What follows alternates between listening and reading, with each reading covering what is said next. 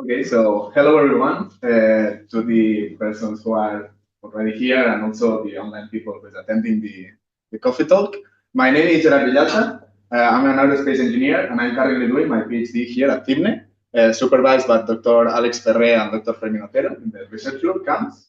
And today I want to present our main research in my thesis, which goes about the modeling of fracture using homogenization technique in phase field models.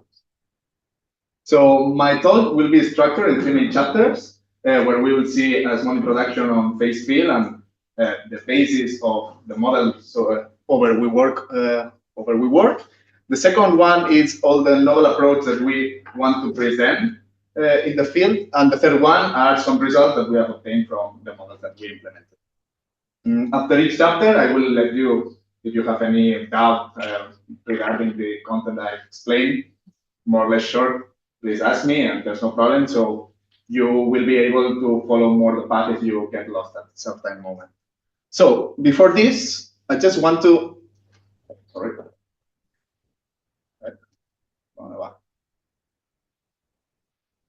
Si no, las flechas tampoco. Todo bien. No sé. Me ha dejado bien. Sí, está como en el Zoom, ¿no? Vale, vamos.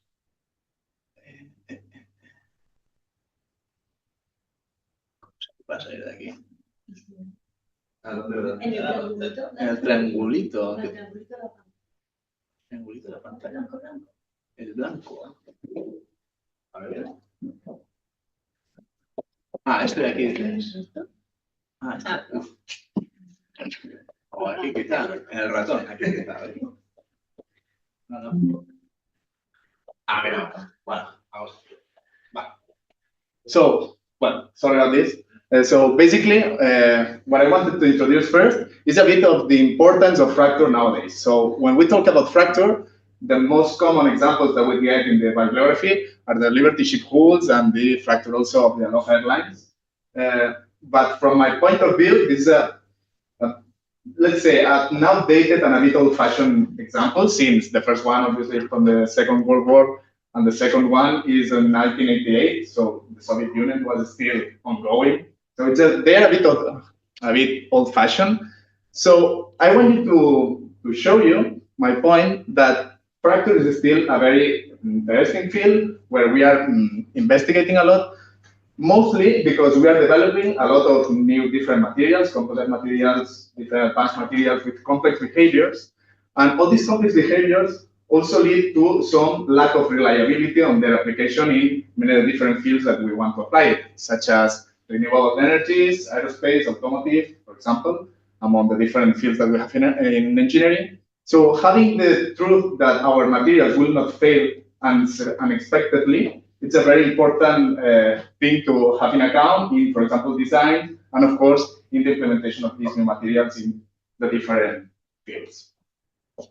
So, in order to study fracture, there are several methods, but as I said, today we will focus in phase field. So, chapter 1. How does phase field work? Phase field is based in what is called the Griffith energy criterion, which basically states that the total energy of a fracturing body, the variation of its total energy with respect to the increase in the area of the fracture, it depends on the variation with respect to this crack area of the internal energy plus the fracture energy, which is the dissipated energy to create different surfaces, and minus the variation also of the external work. So this is, let's say, a very nice and very global equation, but it's difficult to work with. So with this, we cannot simulate anything. So what they did in the 1999, so Frankfurt and Marigot, they proposed an equivalent minimization problem based on this Griffith energy criterion, where they stated this minimization problem in which we account for the elastic energy and the dissipation energy, but there's one main flaw here. Well, not a flaw, but a very difficult issue to work with. And it is that our problem, it depends on a domain that it changes depending on the path of the crack that we have. So in order to solve this, in the next year, in the 2000s, Bourdain, along with Frankfurt and Marigot, they adapted this original minimization problem in order to fit all these discontinuities in the domain inside the displacement field.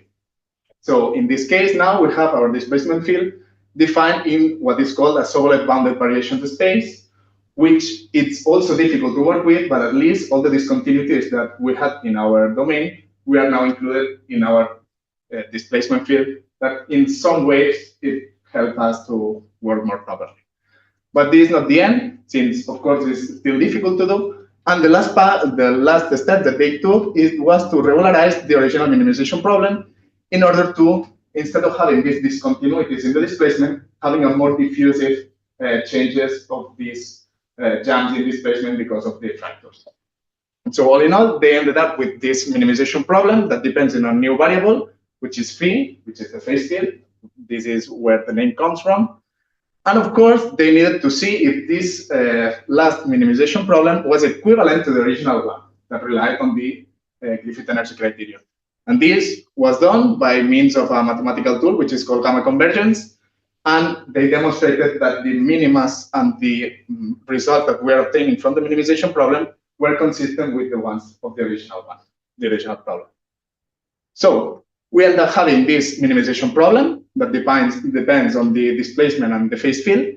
And as we have seen, this is the main idea of phase field. So we end up transforming our domain that depended on sharp cracks that were difficult to compute into diffusive band of cracks that they are more easy to integrate along all the domain.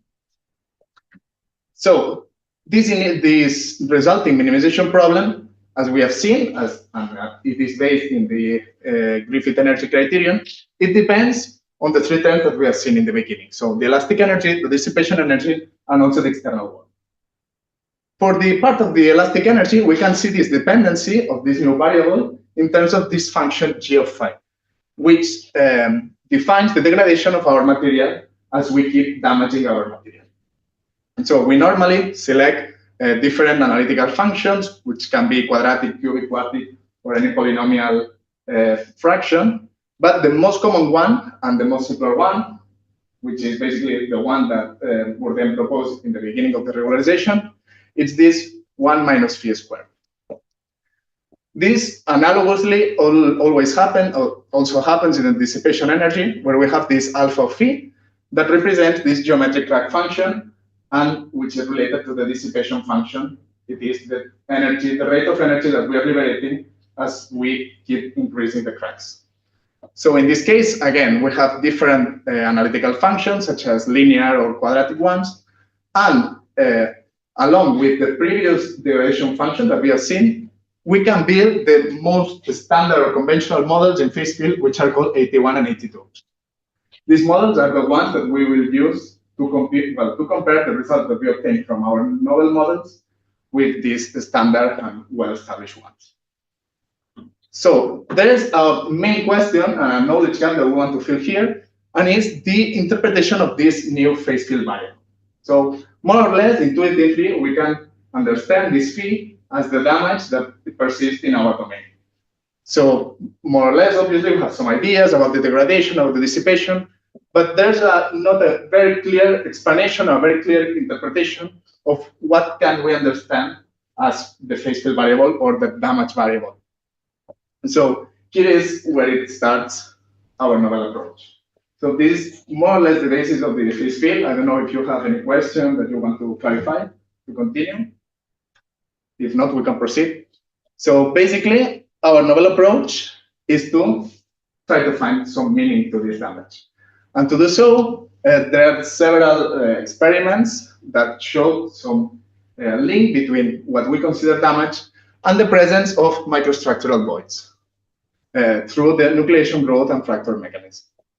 So to explain it more or less in deep, basically this phenomenon that occurs in ductile materials that we want just to extrapolate the idea to our models, it basically consists in that if we are stretching some domain, if we reach the critical stress level at which we start damaging the material, some microstructural voids will start appearing in our material. So as we keep stretching, these voids will start growing until they reach a maximum size at which they start merging together and obtaining what we call the coalescence effect, in which these voids start unifying and forming the macrostructural factor that we can see at naked eye. This phenomenon also has some similarities also in brittle polymers, but this is the main idea that we want to include in our phase field models. So this is the main idea of what we propose. So here we can see this phase field regularized model of fracture. But what we want to do now is interpret each of these values of damage as different microstructures in our material. So for an intact material that has no damage, we will still get our full material. But as we keep damaging our material, they will start presenting some microstructural flaws that may decrease the properties of our material. So how we translate this into something that we can put in our model? So basically, as we have seen, we can create a progression of the growth of these different microstructural flaws inside of our material. So for different snapshots, let's say, we can compute the mean elastic properties of our material by means of homogenization. So with this, we are able to obtain the evolution of our constitutive tensor as a function of the different size of our microstructural voids.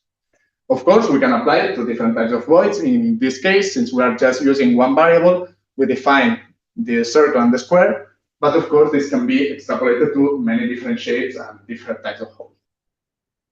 But we still have one problem, and it is that our constitutive tensor, it depends on the physical variable M1.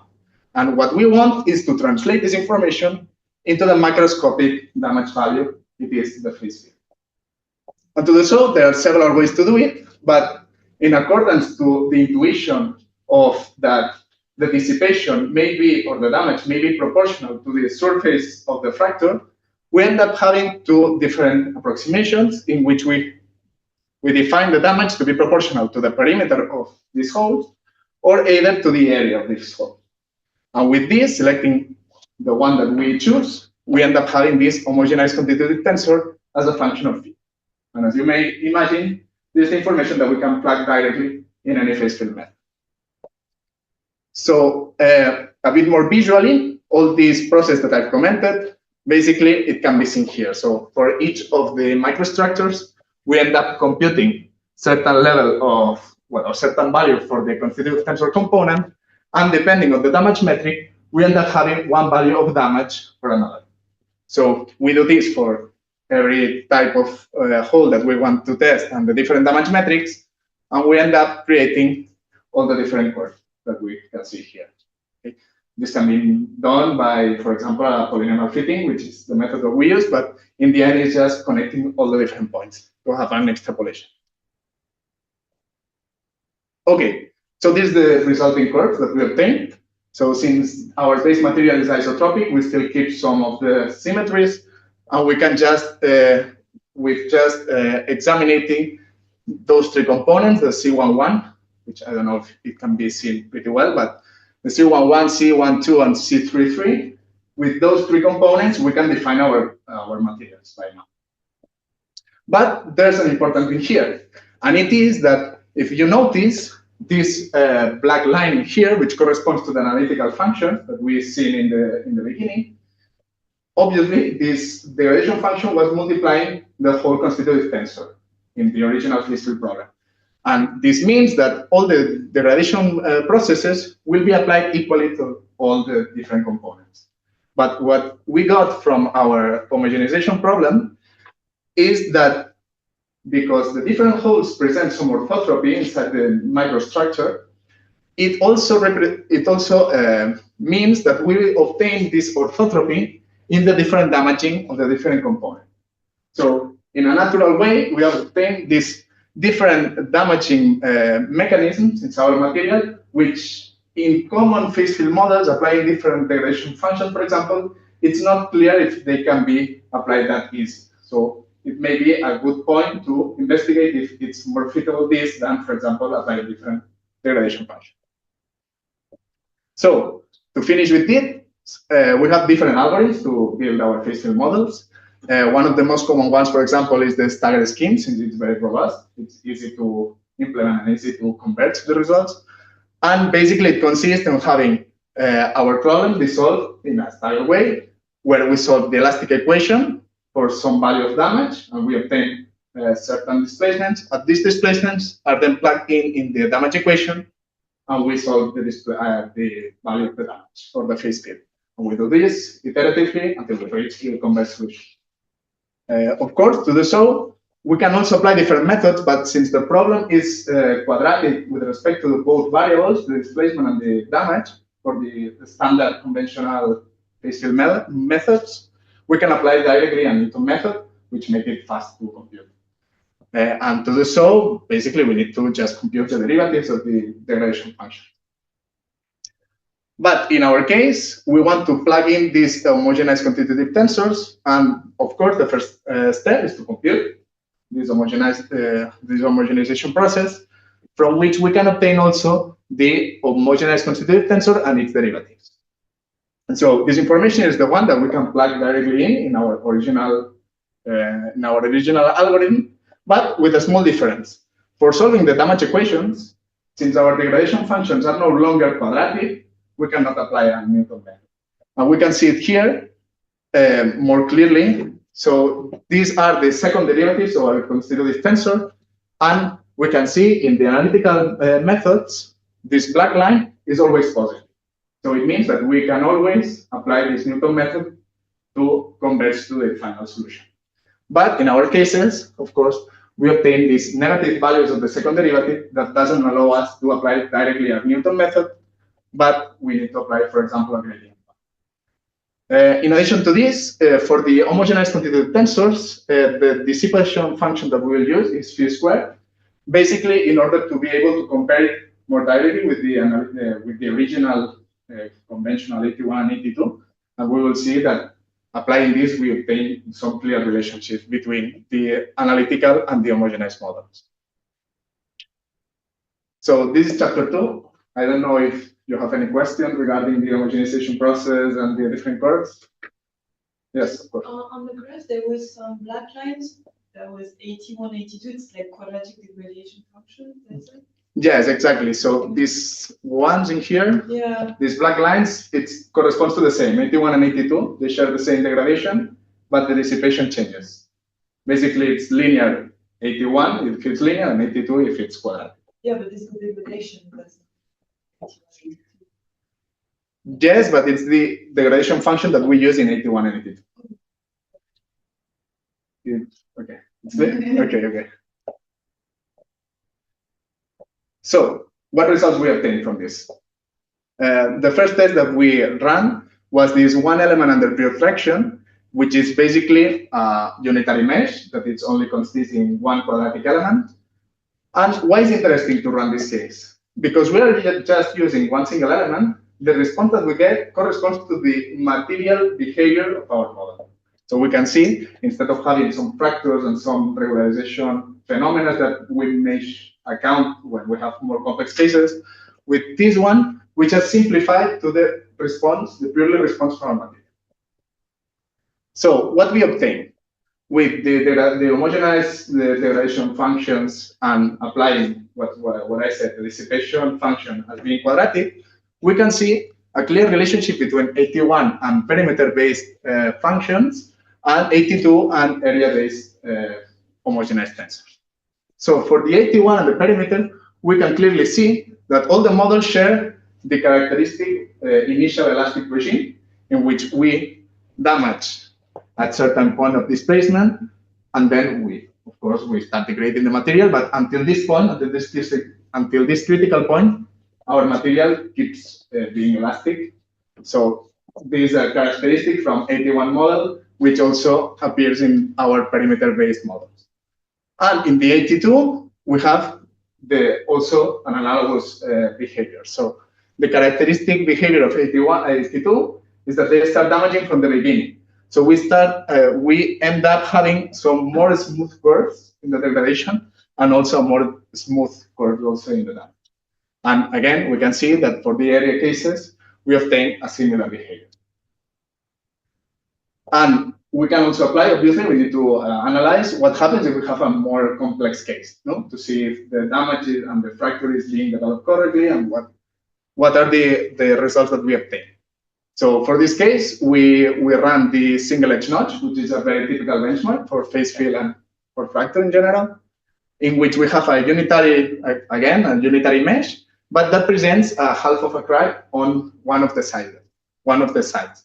And we apply then at different stresses. It could be full traction or shear or hybrid of this. So for the first case, I don't know if it can be seen, but it's a pure traction. We just apply a force in the upper way. We can see first in the force displacement, we can see obviously some discrepancies between the models, but the point that they nucleate and they fracture in a very abrupt way, it's a very difficult thing to measure in phase field models. So it is not clear exactly how the nucleation and the rapid propagation occurs, and it may need a more profound analysis. Also for analytical models, for example, is complex. So it is not a thing that may be, let's say, interesting for our research nowadays, but obviously it's a very interesting point to have in account if we want to apply these methods in more complex or more realistic cases. And again, in the part of the damage evolution, which basically it accounts for the maximum damage, which again, it means basically that we're tracking the nucleation of our problem, we can see the behavior that we have seen previously. So for the 82 and area models, the material starts damaging from the first step. And for the perimeter and 81, until we reach the maximum, well, the critical point, the behavior of the material is elastic. And these are the fracture paths that we obtain in the end. So as we may intuitively think, the normal progression of the fracture should be to continue this horizontal crack. Okay, so for 81 and 82 models, it's the obtained behavior, and obviously for the homogenized cases also. But there's also an important, well, an interesting thing is that this diffusive behavior that we have between 81 and 82, there are some differences here. And we can see, for example, that 82, and also in relationship with the area damage models that we have seen that have some relationships between them, we can see that the behavior is more diffusive. So the damage is not just concentrated in the band where we define that we want the fracture, but it scatters in a more spacious way. And for the 81 and perimeter, we get, let's say, the opposite behavior in which our damage crack band, remains more contained in the fracture itself. So another case, this is an hybrid one, the traction and shear. Again, for the force displacement, we have this abrupt, more or less abrupt fracture of the material, and it's a bit complicated to analyze it. But in the damage evolution, we also get the same behavior that we have seen in all the cases. So 82 and area, they start damaging from the beginning, and 81 and perimeter, they need to reach this critical displacement or critical stress. And again, we have the different crack of the path. So since now our stress is not fully vertical, but it's tilted to the side, obviously our fracture also tilts in some way. And this is the results obtained for all the models. They converge in a single solution. But again, we can see also this scattering that is present in the 82 models and the area ones, and this more confined behavior in the 81 and the perimeter. So this is the end of chapter 3. I don't know if you have any consideration on the results or you want to make some questions. If not, you can save it for later. We will have time also. So just to finish, some of our next steps and the conclusions of the talk. Basically, next steps, we want to keep enriching the fracture. So right now we just have one microstructural parameter, which is the size, let's say, of the micro hole. But we want to extrapolate it to more complex shapes. In here, for example, it's a very clear example, the elliptical crack, in which we want to track not only the size, which would be defined through the semi-axis length, but also in the orientation of these microvoids. Obviously, a more complex homogenization leads to a higher time of computation, but since we have seen, this homogenization process is done offline, so the real implication in computational time should not be pretty relevant, let's say, to all these improvements. And main conclusions. So the first one is this novel interpretation for damage that we wanted to introduce, and we have introduced it more or less successfully in our models. In addition to this, more interesting phenomena that we observe from our models, such as, for example, orthotropy, this natural orthotropy that came from the model itself. And the last one, this relationship also between the different damage metrics that we have developed in our novel model and the relation that they have with the standard phase field models, granting some space for a better connection between this novel approach and the classical approach that are well established in the field.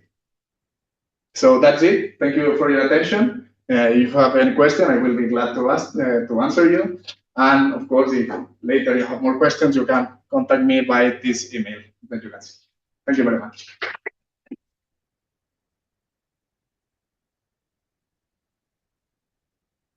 Really nice presentation. You go back because I didn't understand. I failed to understand why.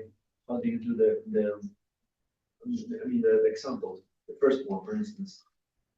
This one here? Okay. No, the second one. This one. So, for instance, how many elements do you use? And this is a finite element simulation. No? Yes. Okay. Exactly. How many elements do you use? Or normally, it obviously depends on the expected crack. So, for example, in a pure traction case, we have, well, I explained that more or less intuitively. We would imagine that the crack, it goes along in the horizontal axis. So we should refine a bit more this part where we expect the crack to grow. And for example, in the hybrid case, since we have some tilted. But how many elements? Yes, so basically between 20 and 40,000. Let's 40,000, sorry. Yes. 40,000. Okay. And that's it. It all is what I said. Also, a bit these differences is between the different cases. I think you should display the mesh. The mesh also. People from this community.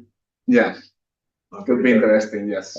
They're very critical of this kind of thing because they will start asking me about the mesh bias. I don't know. I'm not I don't know anything about phase field, but okay. And but yeah, it could be interesting also. Yes. And this is a quasi-static. Yes, we consider a quasi-static brittle fracture. But how can be brittle fracture quasi-static if it breaks suddenly? Yeah, this is a good question. It's one of the main things that in the field we discuss. So how we consider this quasi-static for this approach field. And personally, I don't have, let's say, a good answer to this. So maybe a more expert in the field could give some more insights. But yeah, I think it's just an approximation because indeed, if we should consider this abrupt failure, we should always go to any kinematic case. So we should take in account the different inertias. And obviously, if we are not taking in account this, there are some errors that we made, and they have been, not discovered, but they have been detected in some of the cases. And obviously, it's a thing that it's like the elephant in the room. So we do this, but we know that we should take in account, for example, in this case, in abroad, it's clearly seen that we should take in account the inertias because when we break the things, obviously, in this case, for example, if we break it, at the point when we break it, we have this tension in this part, and this part obviously also is tense, but we cannot take it in account without this. Thank you. Can you go to the next slide? So the next one, no, this one. Here, I don't understand the pattern. What is the crack? It was I understood that yes. What is the initial crack here? So the crack we define it in the mesh. So technically, all these nodes in here are separated. So the mesh itself has the crack, and it's not that. With the mesh should be more visual. But yeah. So technically, we have a prescribed mesh, a prescribed fracture, let's say, here in the mesh, and then it must go, well, so in this case. You show, I don't know what what you are displaying.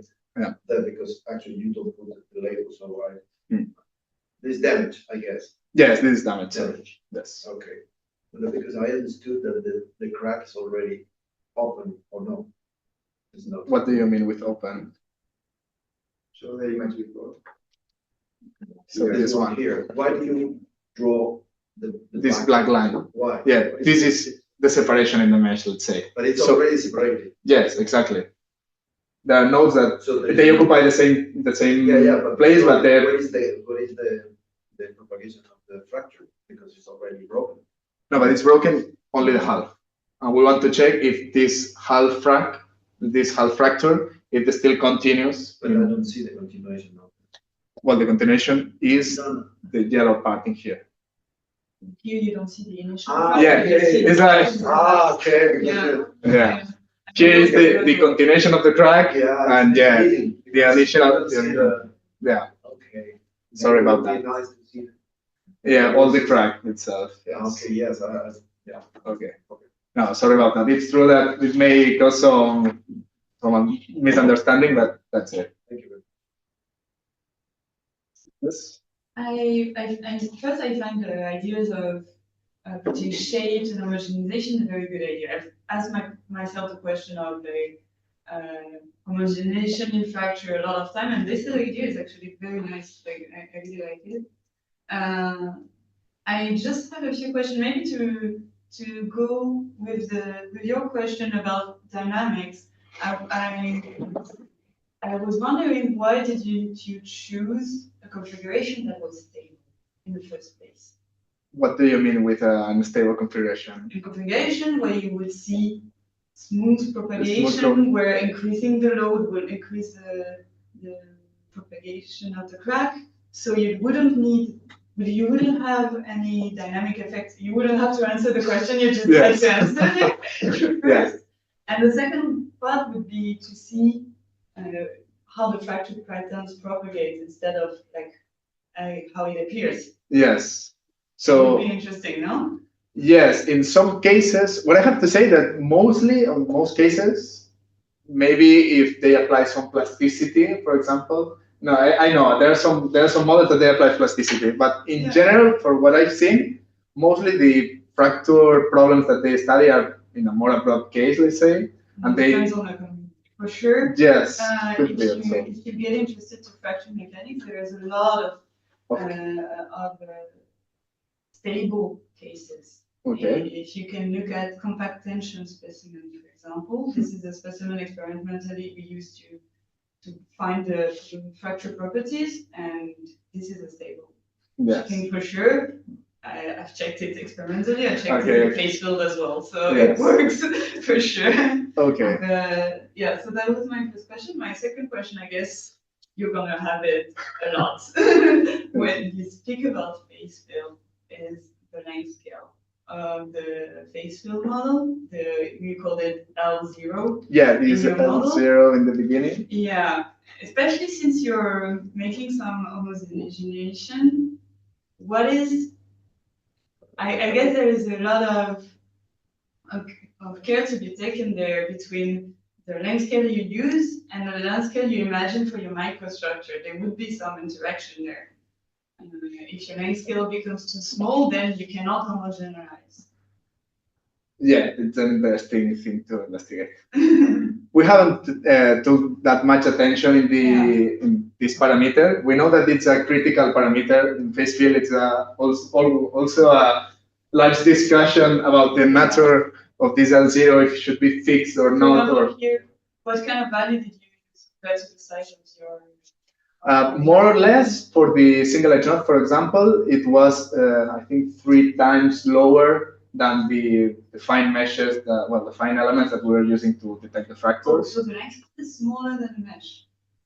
No, sorry, 3 times bigger. Sorry, Okay. the elements were 3 times. Sorry, I was- Yes. Yeah. No, so the Well- elements were 3 times, at least 3 times more little than the Okay. length scale, which more or less fits with the conventional, let's say, the convention to apply them. Yeah. But it's quite difficult to know which The convention would L0. be even thinner with this mesh. Yes. But yeah, I agree. And I think this is an important question when you start speaking about homogenization after that.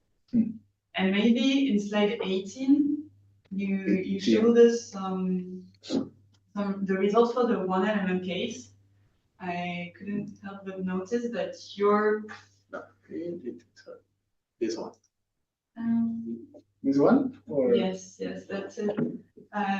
The one on the left, you have an unstable initiation for your model, but not Yes. for the regular model, and I guess this is a mesh problem.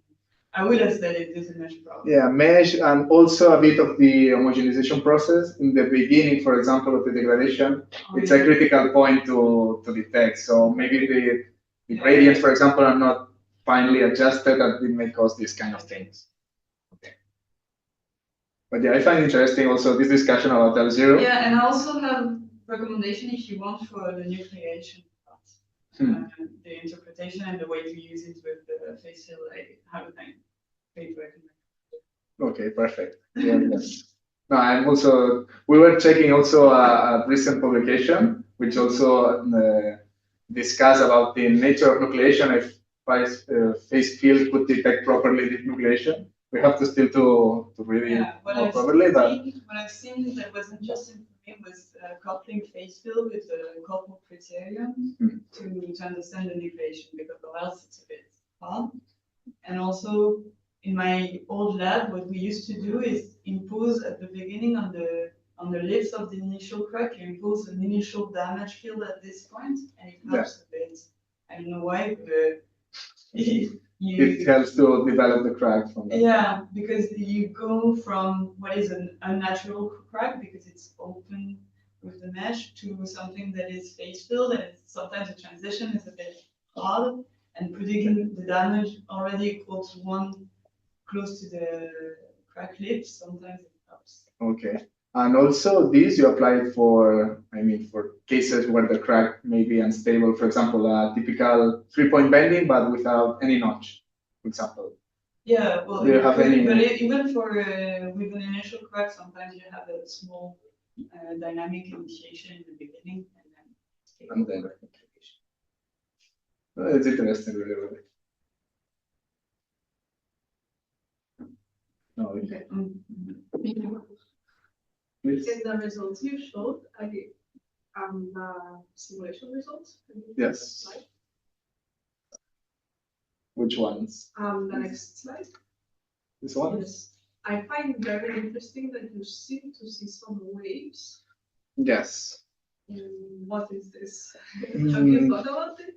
Yes. Explanation? I thought about it. It could be related to the orthotropy of the material. So maybe it would happen that, for example, in the curves that we obtain, the shear component it rapidly damages. So when we start damaging, it may be, we don't know clearly, but it may be that at some point the shear resistance is so low that the fracture wants to go in a shear way. But what happens here is obviously that the most critical path that the fracture could take is the horizontal one. But for example, in this case, for example, it also happens a bit that there's some tendency to try to be in a shear mode, for example. Maybe it's that thing. It's one of the hypotheses that we have, but we should obviously see more details. Stupid question. Well, they say there are no stupid questions, no? But this is not my field. If you run the same simulation again, you get the same exact waves. The waves, the waves, I don't know. I assume that maybe you do get a same pattern of waves, but yes. They're not the same waves. I would be just curious to know, to investigate, and that could give you a clue of if your theory is. I don't know. We haven't tested it in that way. So I run different times the experiment to see if the crack, because in the beginning we had some discrepancies. For example, in the shear case, it's a more unstable case, and you could have different branches. So we tested our meshes and our case at different times, but I haven't noticed if these waves change a lot or not. Or if but in general, you do see always the waves. Yes, in general, yes. I don't know if they're exactly the same, but yeah, they have this kind of behavior. And this is a thing with your formulation. You don't see it in other examples. Not really. I would say no. I think that's why I think it comes more from the orthotropy case, because, well, the orthotropy properties, because, for example, the main difference between 82, for example, it also has this diffusive behavior, but it does not present this. So maybe it's related to this orthotopy that we are introducing to our model. This is why this is the idea that we may have, that we should evaluate it and run the cases to see if they keep the same or not. I would also wonder what happens in the end, you know, what do you see in experiments in the end. It's good to understand what the model does, but is the model capturing reality? The reality, yes. Who cares?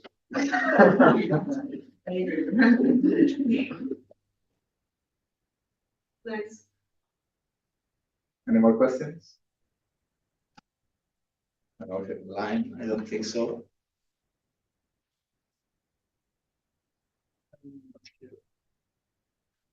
I don't know exactly where to go here. Yes, here. There's a couple of questions maybe. Okay. So question from Jose. He asks about if phase field model can be applied to ductile fracture and brittle fracture. I don't know exactly if it can be applied to, let's say, with the same model to both cases directly. But of course, it's a program and it exists in the orthography. Some phase field models that incorporate some plasticity effects in order to have this tactile behavior. And there's some literature on it. So it's, let's say, it's not a very recent advancement. It was, let's say, in the beginning of phase field, they mostly Miege and Amor, for example, they started with some splitting and they evolved to tactile. And they evaluated if the tactile fracture could also, well, if phase field could also be applied to tactile fracture. And I haven't read that much because we are focusing brittle fracture, but I think that the results were good, let's say. But I don't know that much.